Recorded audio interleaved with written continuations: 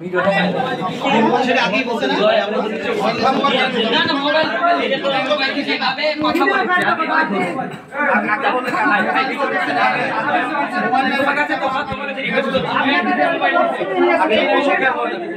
এই বিষয়টা তো খেয়াল করুন না, বলেন যে সরি বলেন। আচ্ছা সরি তুমি ভিডিওটা কেটে দাও ভাই দাও ভাই এখানে আপনার সমালোচনা ডাকছেন, নির্বাচন আসে নাই, কেন আসে নাই কি আপনারা সেখানে কথা বলতেছেন তার সাথে?